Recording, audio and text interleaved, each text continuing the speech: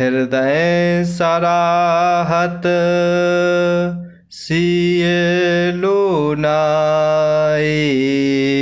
गुरु समीप गवने दो भाई। राम कहा सबु कौशिक पाही। सरल सुभाऊ छुअत छल नाही। इस प्रकार माता सीता गौरी जी के आशीर्वाद को सुनकर प्रसन्नतापूर्वक हृदय में हर्ष करते हुए अपने महल को चली जाती हैं।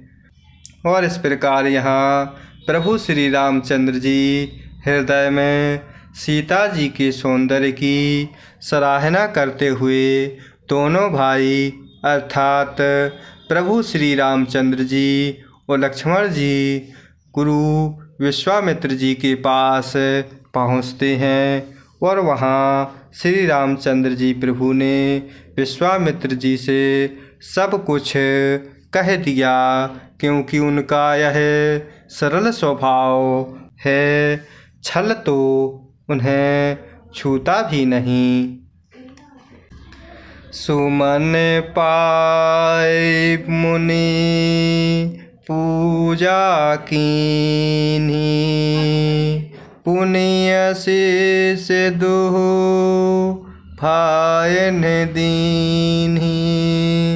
सुफल मनोरथ होहु तुम्हारे।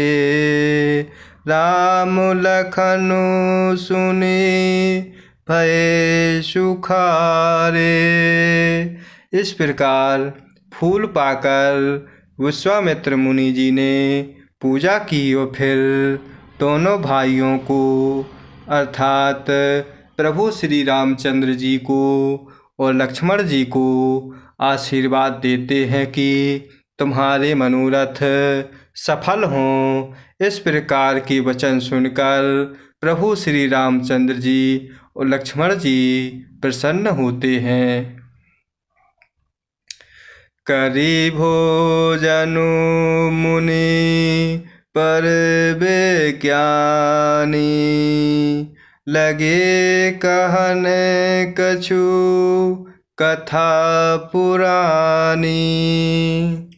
विगत दिवस गुरु आयसु पाई। संध्या करन चले दो भाई। इस प्रकार श्रेष्ठ विज्ञानी मुनि विश्वामित्र जी भोजन करके कुछ प्राचीन कथाएं कहने लगते हैं। और इस प्रकार इतने में दिन बीत जाता है। दोनों भाई संध्या करने चलते हैं। प्राचित से ससे ऊयौ सुहावा। सिय मुख सरेस देखी सुख पावा। बहुरि विचारु कीन्हे मन माही। सिय बदन समो हिम कर नाही। इस प्रकार उधर पूर्व दिशा में सुंदर चंद्रमा उदय होते हैं। और इस प्रकार प्रभु श्री रामचंद्र जी ने उसे सीता के मुख के समान देखकर सुख पाया।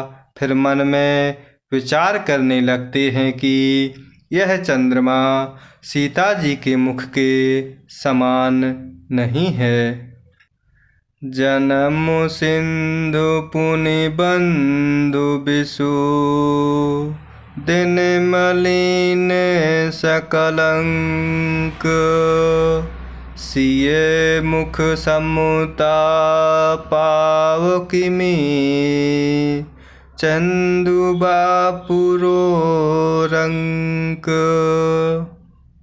इस प्रकार प्रभु श्री रामचंद्र जी चंद्रमा से सीता जी की उपमा करते हैं। फिर आगे कह रहे हैं कि खारे समुद्र में तो इसका जन्म हुआ, फिर उसी समुद्र से उत्पन्न होने के कारण विष इसका भाई दिन में यह मलिन शोभाहीन निस्तेज रहता है और कलंकी अर्थात काले दाग से युक्त है। इस प्रकार प्रभु कह रहे हैं कि बेचारा गरीब चंद्रमा सीता जी के मुख की बराबरी कैसे पा सकता है।